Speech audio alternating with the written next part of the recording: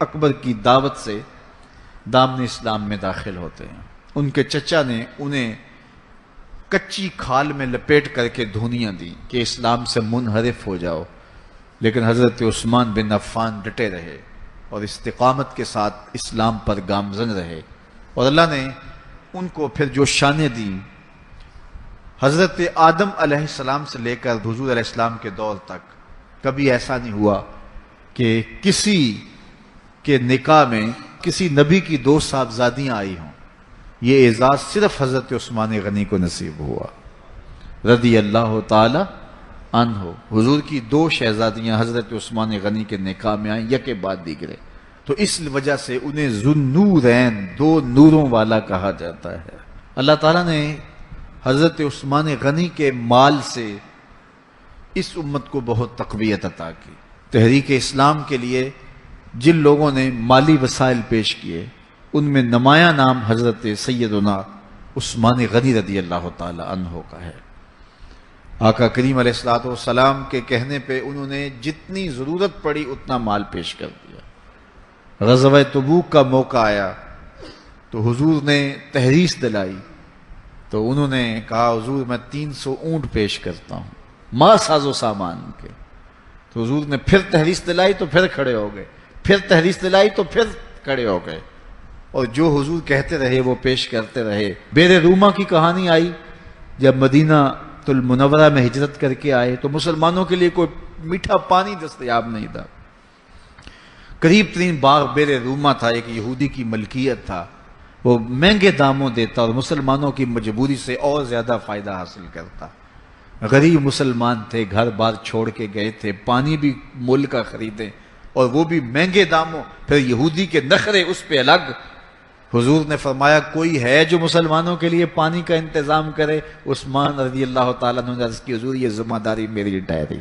بیر روما آج بھی وقف ہے، اور اس کی جتنی بھی جائیداد ہے، املاک ہے، اور ارد گرد جو مزرعہ ہے، یہ باغات ہیں، باقاعدہ آج بھی حضرت عثمان غنی کے نام کا بینک میں اکاؤنٹ کھلا ہوا ہے، اور اس کی ساری کمائی ان کے نام جمع ہوتی ہے اور پھر نیکی کے کاموں کے اندر صرف ہوتی ہے۔ عثمان غنی کا وہ وقف آج بھی جاری ہے، اور اس سے دنیا آج بھی فیض پا رہی ہے۔ مسجد نبوی میں جب لوگوں کا ہجوم بڑھا تو حضور نے فرمایا کہ کون ہے اس کی توسیع کرے؟ حضرت عثمان غنی نے کہا حضور یہ ذمہ داری میں اپنے ذمہ لیتا ہوں۔ تو راہ خدا میں خرچ کرنے کی بابت آئی تو عثمان کا انداز ہی نرالا تھا، اور پھر حیا جو ان کا ایک ایسی پہچان ہے کہ جو ان کی نمایاں شان ہے۔ حضرت عثمان غنی رضی اللہ تعالیٰ عنہ کا جب آخری وقت آیا تو آپ جانتے ہیں ان کا پانی بند کر دیا گیا تھا، مدینے پر بلوائیوں نے قبضہ کر لیا، اور 40 دن تک حضرت عثمان غنی پر پانی بند رہا، گھر میں محصور ہو گئے۔ 40ویں دن جس دن شہادت ہوتی ہے اس دن آپ نے سر انور باہر نکالا اور لوگوں سے کہا کہ لوگوں، جس وقت مسجد نبوی کی جگہ تنگ ہو گئی تھی اور رسول کریم نے کہا کوئی ہے جو مسجد نبوی کی توسیع کرے، تو کس نے توسیع کی تھی؟ تو کچھ لوگ موجود تھے، انہوں نے کہا کہ آپ نے کہا آج مجھے اس مسجد میں 2 نفل پڑھنے کی اجازت بھی نہیں ہے۔ پھر اس کے بعد آپ نے فرمایا لوگوں، جب مدینے والوں کو پانی نہیں مل رہا تھا اور مہاجرین کو یہودی مہنگے داموں پانی دے رہے تھے، تو کون تھا جس نے بیر روما خریدا اور وقف کیا رب کے نام پہ؟ تو لوگوں نے کہا عثمان آپ نے۔ تو کہا آج مجھے 2 گھونٹ اس کنویں سے دستیاب نہیں، اور پھر آپ نیچے آ گئے اور قرآن مجید کی تلاوت کرنے لگے۔ اور جب حضرت عثمان غنی کو شہید کیا گیا 40 دن پیاسا رکھنے کے بعد، تو اس وقت آپ قرآن مجید کی تلاوت کر رہے تھے، اور آپ کا خون قرآن مجید کی اس آیت پہ گرا، فَسَيَكْفِيكَهُمُ اللَّهُ، اور حضرت عثمان غنی شہید ہو گئے، امام مظلوم ظلمن آپ شہید کیے گئے۔ کل قیامت کے دن عثمان غنی تلاوت کرتے اٹھائے جائیں گے۔ اللہ تعالی حضرت عثمان غنی کی روح کی برکتیں ہمارے من میں اتار دے۔ عمومی طور پہ ہم یہ سمجھتے ہیں کہ جو شخص ہمیں نماز پڑھاتا ہے وہ امام ہے، اس میں کوئی شک نہیں ہے، اور مصلی کی امامت کو امامت کہا جاتا ہے۔ لیکن یہ بات ذہن میں رکھیں کہ منبر و محراب کی اس امامت کو امامت صغرا کہا جاتا ہے۔ تخت و تاج کی جو امامت ہے وہ امامت کبریٰ کہلاتی ہے، بڑی امامت۔ امامت صغرا کے حاملین کی سستیاں قوموں کے اخلاق بگاڑتی ہیں اور قوموں کے عقائد میں خرابیاں پیدا کر دیتی ہیں، اور امامت کبریٰ کے حاملین کی سستیوں کے نتیجے میں قومیں من حیث القوم برباد ہو جاتی ہیں، اور قوموں کی معیشتیں تباہ ہو جاتی ہیں، اور ان کا معاشرتی سسٹم جو ہے وہ برباد ہو جاتا ہے، اور دشمن ان کے اوپر غالب ہو جاتا ہے، اور وہ مغلوبیت کی زندگی گزارنے پہ مجبور ہو جاتی ہیں۔ تو امامت صغرا ہو یا امامت کبریٰ ہو، جو سب سے زیادہ ضرورت ہوتی ہے وہ کردار پہ توجہ دینے کی ہوتی ہے، اور کردار کی چمک سے اللہ تعالیٰ ایسی روشنیاں پیدا کرتا ہے کہ پھر ظلمتیں دور ہو جاتی ہیں، اور معاشرتوں کا جو نظم و نسق ہے وہ ٹھیک ہونا شروع ہو جاتا ہے۔ اسلام ایک سادہ دین ہے، اور اس نے سادگی کا درس دیا ہے۔ وہ بندہ جس بھی منصب پہ ہے تو اس کو سادگی کی زندگی گزارنے کا حکم دیا گیا ہے، اور سادہ زندگی، بے تکلف زندگی ایک خوبصورت زندگی ہے، جس میں زندگی اپنے اصل روپ کے ساتھ ہو۔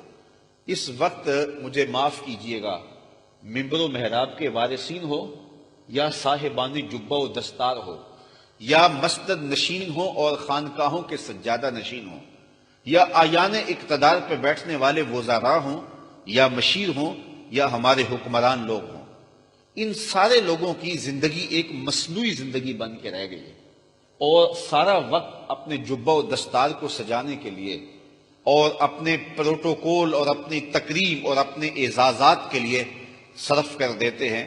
اتنی توجہ انسان اپنے اندر کو سنوارنے کے لیے اور اپنے باطن کو ستھرائی کے لیے، اس کی پاکیزگی کے لیے گزار دے تو ظاہر جو ہے وہ میلا بھی ہوگا، اندر کی چمک چھن چھن کے باہر آئے گی۔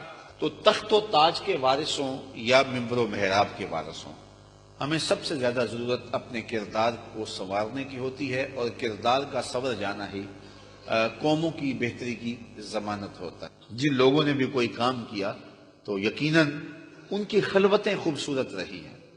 ایک زمانے میں ایک معروف بزرگ انتقال کر گئے، لیکن انہوں نے ایک وصیت کی مرتے ہوئے کہ میرا جنازہ وہ پڑھائے جس کی عصر کی سنتیں بھی قضا نہ ہوئی ہوں، جو کہ شرعی تاکید نہیں رکھتی لیکن اس کی وہ سنتیں بھی قضا نہ ہوئی ہوں۔ بڑے بڑے زاہد اور تہجد گزار اور شب زندہ دار دم بخود ہے کہ زندگی میں ایسی کوتاہیاں تو کبھی سرزد ہو جاتی ہیں، نہیں تو جوانی کے اندر تو بڑی سستیاں ہو جاتی ہیں۔ تو یہ اتنی کڑی شرط اور کون نبھائے گا؟ حضرت کا جنازہ پڑا ہے اور کوئی آگے بڑھنے کی ہمت نہیں کر رہا۔ جب جنازے کو دیر ہونے لگی اور لوگوں میں چیخ مگوئیاں زیادہ شروع ہوئی تو سلطان شمس الدین التمش جو وقت کا حکمران ہے، آنکھوں میں آنسو ہیں تو آگے بڑھا اور مصلی پہ کھڑا ہو کے کہنے لگا مرنے والا مر گیا، ہمیں بے نقاب کر کے۔ یہ تھے حکمران، اور پھر ان کا جو روپ تھا دشمنوں پر اور ان کی جو قوت تھی دشمنوں پر، یہ ان کے کردار کی چمک تھی۔ تو امامت صغرا ہو یا امامت کبریٰ ہو، مصلی کی امامت ہو یا تخت و تاج کی امامت ہو، ہمیں سب سے زیادہ توجہ اپنے کردار کی طرف دینا ہوتی ہے، اور جب ہمارا کردار خلوت میں خوبصورت ہو تو پھر ہماری جلوتوں کے اندر روب پیدا ہو جاتا ہے، ہمارے لہجوں کے اندر رس بھر جاتا ہے، ہماری آواز میں تاثیر پیدا ہو جاتی ہے، پھر ہمارا حکم ٹالا نہیں جاتا۔ یا پھر حکم انسان کیا ٹالے گا، پھر تو زمین بھی حکم نہیں ٹالتی، پھر تو پہاڑ بھی راستہ دے دیتے ہیں۔ جب زلزلہ آتا ہے تو حضرت عمر مدینے میں کھڑے ہیں تو زمین کانپنے لگی ہے تو درہ زمین پہ مارتے ہیں اور کہتے ہیں زمین ٹھہر جا، کیا عمر نے تیری چھاتی پہ عدل نہیں کیا ہے؟ تو زمین ٹھہر جاتی ہے۔ وہ کردار کی چمک تھی۔ اور ایک لونڈی رو رہی ہے مدینے کی گلی میں، حضرت عمر گزرتے ہیں تو پوچھا کہ تم کیوں رو رہی ہو؟ اس نے کہا کہ ٹھوکر لگی اور جو میں تیل لے کے آ رہی تھی وہ بہہ گیا اور زمین میں جذب ہو گیا. اب میری مالکہ بڑی سخت گیر ہے، تو جب اسے یہ پتا چلے گا تو وہ میرے پر بہت زجر و توبیخ کرے گی. میں ڈرتی ہوئی گھر جانے سے گھبرا رہی ہوں. تو حضرت عمر نے درہ زمین پہ مارا اور زمین کو کہا، زمین کیا عمر نے تیرے پہ عدل نہیں کیا اور تو میرے ہوتے ہوئے ایک لونڈی کا تیل جذب کر جائے؟ تو زمین نے فوراً تیل اگل دیا، کہا اس کو اپنے برتن میں ڈال لو. تو یہ عمر تھے رضی اللہ تعالیٰ عنہ کہ زمین بھی حکم مانتی تھی. مکہ المکرمہ عزتوں کی آماجگاہ ہے، وقار کی تکیہ گاہ ہے اور مسند تکریم ہے. یہ ام القریٰ ہے، شہروں کی ماں ہے. اس شہر کو یہ عزت، یہ تکریم، یہ وقار کیوں نصیب ہوا؟ یہاں کعبۃ اللہ ہے، مقام ابراہیم ہے، چاہے زمزم ہے، صفا و مروہ ہے، مزدلفہ، منا اور عرفات ہے، رکن یمانی ہے، رکن اسود اور رکن شامی ہے. یہاں حجر اسود نصب کیا گیا ہے، باب کعبہ ہے، سقف بیت اللہ ہے، میزاب رحمت ہے، مطاف ہے، حتیم ہے، مستجاب ہے، مستجار ہے، ملتزم ہے، قدم قدم پہ انوار کی برستی برکھا ہے. شاید اس لیے یہ شہر معزز ہے، شاید اس لیے یہ شہر معزز ہے، اس میں کوئی شک نہیں ہے. یہ سارے حوالے عظمت کے ہیں اور یہ اس شہر مکہ کی عظمت کا سبب اور ذریعہ ہیں. لیکن اس شہر کی عظمت کا سب سے بڑا حوالہ وَأَنْتَ حِلٌّ بِهَذَا الْبَلَدِ، محبوب اس شہر کی گلیاں تیرے قدموں کو چومتی رہی ہیں. اس شہر کی ہواؤں نے تیرے انفاس کی خوشبو سونگھی ہے. اس لیے مجھے اس شہر کی قسم کہ شہر میں تم رہتے ہو، یہ شہر تمہارا بسیرا رہا ہے. محبوب اس شہر میں تمہارے ڈیرے ہیں، اس لیے مجھے شہر کی قسم کہ یہاں آپ رہتے ہیں. تو شہر مکہ کی قسم کی، اور شہر مکہ عزتوں کا بہت بڑا ظرف ہوا. تو شہر مدینہ شہر خوباں، شہر جمال، شہر نور، شہر رحمت.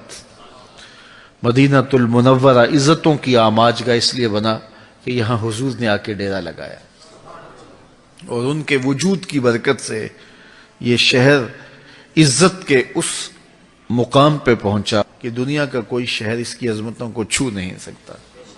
اس لیے کہ اس شہر کو نسبت ہے رسول کریم صلی اللہ علیہ وسلم سے. 8 ہجری میں مکہ فتح ہو گیا اور حضور فتح مکہ کے بعد واپس مکے پلٹ جاتے. میاں جس وجہ سے میں آیا تھا وہ وجہ ہٹ گئی ہے، اب مکہ فتح ہو گیا ہے تو میں واپس چلتا ہوں. لیکن نہیں، حضور علیہ الصلوۃ والسلام رک گئے اور آقا کریم علیہ الصلوۃ والسلام نے ہمیشہ اس شہر کے ساتھ وفا کا جو ربط و رشتہ تھا وہ نبھایا، حتیٰ کہ حضور کی تربت نور اور حضور کی قبر انور بھی اس شہر منور میں بنی. تو یہ شہر اب عزتوں کا وہ ظرف قرار پایا اور وہ مقام رفیع بنا کہ علماء فرماتے ہیں کہ کائنات میں سب سے افضل کوئی شہر ہے تو وہ شہر مدینہ ہے. علماء کے مابین اس بات میں اختلاف پیدا ہے کہ مکہ المکرمہ افضل ہے یا مدینہ النبی افضل ہے. یہ ایک علمی اختلاف ہے. بعض نے کہا کہ مکہ افضل، بعض نے کہا مدینہ افضل. دونوں جانب سے دلائل موجود ہیں، لیکن شیخ عبدالحق محدث دہلوی فرماتے ہیں جب حضور مکے میں تھے تو مکہ افضل تھا، جب مدینے میں آ گئے تو مدینہ افضل ہو گیا. جدھر جدھر سے وہ گزرتے رہے مجد و شرف بھی پیچھے پیچھے رہا. اللہ اکبر. تو عزتوں کی آماجگاہ بنا اور برکتوں کی آماجگاہ بنا، اور یہ وہ شہر نور ہے جس میں 70,000 فرشتے صبح کو حاضر ہوتے ہیں، 70,000 فرشتے شام کو حاضر ہوتے ہیں اور حضور کی بارگاہ میں سلام پیش کرتے ہیں. اور جو ایک بار آتا ہے پھر قیامت تک اس کو آنے کا موقع نصیب نہیں ہوتا. یہ تو حضور کے غلام ہیں جو بار بار بلائے جاتے ہیں، ورنہ اس شہر میں جانا یہ خوش نصیب لوگوں کا مقصوم ہے. اور حضرت امام مالک کا مسلک دیکھیے، امام شافعی، امام احمد بن حنبل اور امام اعظم ابو حنیفہ علیہم الرضوان فرماتے ہیں کہ اگر کوئی شخص حضور کے روضے پہ جائے تو واپس آ کے کہے کہ میں حضور کے روزے سے ہو کے آیا ہوں، اور جا رہا ہو تو کہے کہ میں حضور علیہ السلام کے روزے پہ حاضری کے لیے جا رہا ہوں۔ لیکن امام مالک امام دارالہجرہ فرماتے ہیں اگر کوئی شخص حضور کے روزے پہ جائے یا حضور کے روزے سے آئے تو یہ نہ کہے کہ میں حضور کے روزے سے آیا ہوں، وہ کہے میں حضور سے مل کے آیا ہوں، میں حضور کو دیکھ کے آیا ہوں، میں حضور کو مل کے آیا ہوں۔ اس لیے کہ حضور فرمایا جس نے میرے وصال کے بعد میری قبر کی زیارت کی وہ ایسے ہے جس طرح اس نے میری زندگی میں میری زیارت کی، اور یہ بھی فرمایا جس نے میری قبر کی زیارت کی اللہ اکبر اس کے اوپر میری شفاعت واجب ہو گئی، من زار قبری واجبت لہو شفاعتی، اس کے اوپر میری شفاعت لازم ہو گئی۔ تو اس قبر نور کو دیکھنے سے حضور کی شفاعت کا بندہ حقدار بن جاتا ہے اور اللہ کی خاص رحمتوں سے مالا مال کر دیا جاتا ہے۔ تو یہ شہر نور عقیدتوں کا مرکز ہے، یہاں سائلوں کی جھولی بھرتی ہے، اور امام مالک نے کتنا خوبصورت فتویٰ دیا کہ یہ نہ کہو کہ میں روزے کو دیکھ کے آیا ہوں، میں جالیوں کو دیکھا ہے، میں ممبر و محراب اور در کو دیکھ کے آیا ہوں، کہا میں حضور سے مل کے آیا ہوں۔